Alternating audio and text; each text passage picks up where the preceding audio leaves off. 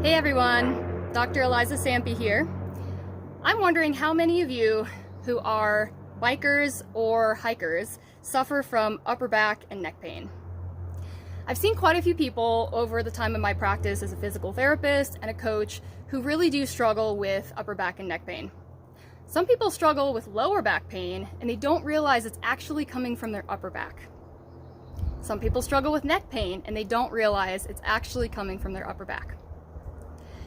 Well, I'm going to be teaching a masterclass on how to manage and alleviate upper back pain, which may also cause neck and lower back pain, over on my membership site, which is the Align Integrative Adventure Center. So if you are a member of the Align Premium membership, you will have this masterclass included. If you're not a member, you have two options. You can either sign up for the monthly membership, which will include this masterclass and any other masterclasses that I do moving forward. Or if you just want to do this masterclass on its own, there will be a few different options for purchasing that as well. So this will be about a 90-minute masterclass. It'll involve teaching, it'll involve question and answer, and you will go home with some things to work on that will help you alleviate your back pain when you're on your bike or when you're hiking or backpacking carrying a backpack. So there are special considerations that those of us who do these types of sports need to keep in mind, and I will teach you those things. So click the link in my bio to sign up, either for the membership site if you want more of this stuff from me, or just for this masterclass on its own. So before I go, I want to show you one of my favorite mobility activities for the upper back. So the upper back has three directions that it can move in. It can go into flexion and extension, it can go into left and right side bending, or it can go into rotation. So when we're doing mobility for the thoracic spine, it's important that we include all of those directions of mobility that our thoracic spine has. So let's do a little exercise together. I'm going to step back so you can see my whole body. What I want you to do is stand up nice and tall.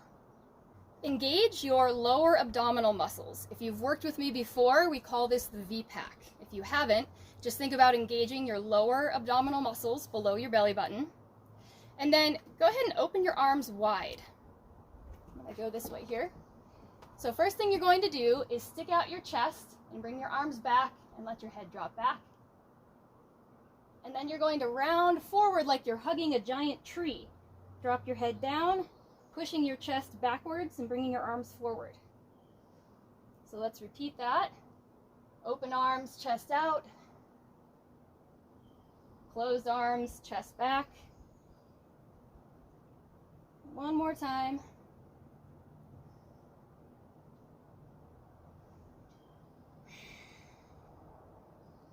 As always, make sure you're breathing. And you could repeat that 5 to 10 times, but we're gonna stop right there and move on to the next one, which is side bending. So again, you're gonna keep your lower abdominals engaged. If you don't, this motion might actually come from your lumbar spine, your lower back, which is not what we want. We want to emphasize the thoracic spine or the upper back. So keeping those lower abdominals engaged, we're going to side bend to the right and to the left. So I'll show you the difference here. If my abdominals aren't engaged and I side bend, you see how now that motion is coming from my lower body. Whereas if I keep them engaged, this is what it looks like when it comes from the upper body. So just gently side bending, right to left, making sure that your upper back is the part that's moving.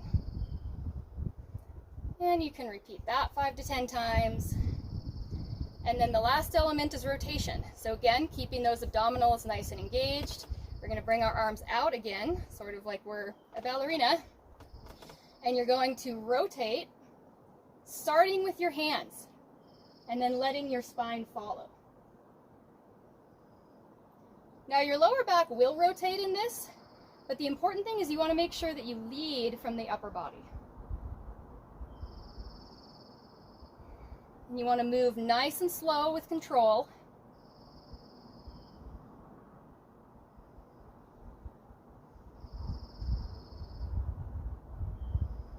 5 to 10 of these as well. Now, for good measure, I'm going to trick you. We're going to put these together.